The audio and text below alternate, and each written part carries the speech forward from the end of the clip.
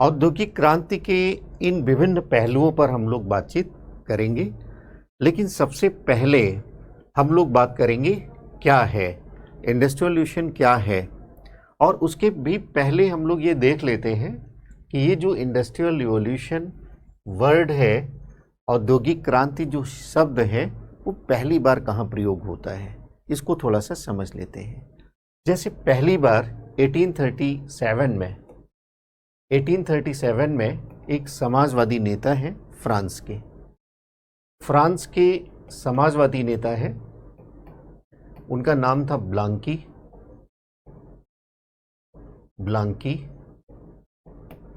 उन्होंने सबसे पहले इस शब्द का प्रयोग किया है, औद्योगिक क्रांति शब्द का प्रयोग किया है। उसके बाद एक और आप नाम लिख सकते हैं 1847 में जर्मनी के एक साम्यवादी नेता है, कम्युनिस्ट लीडर हैं, उनका नाम है, देश का नाम है जर्मनी, और उनके जो कम्युनिस्ट लीडर हैं फ्रेडरिक एंजल्स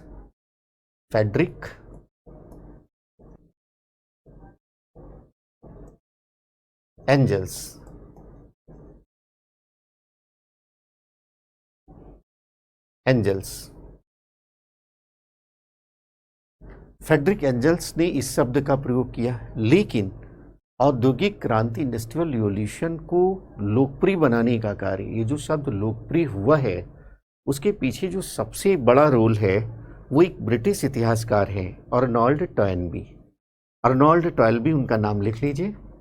1888 में अर्नोल्ड टॉयनबी इन्होंने एक पुस्तक लिखी और उस पुस्तक का नाम था लेक्चर्स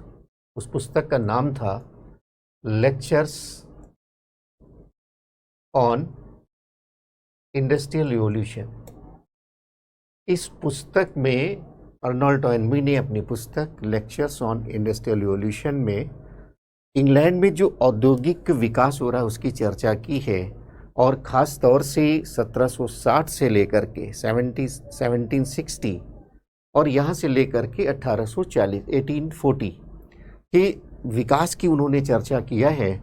और इसके बाद, उनकी इस चर्चा के बाद, उन्होंने जो पुस्तक में इसकी चर्चा किया है, उसके बाद यह शब्द अर्नोल्ड टॉयनबी ने जब इस्तेमाल किया है, इस शब्द का प्रयोग किया है, उसके बाद यह शब्द बहुत लोकप्रिय हो जाता है।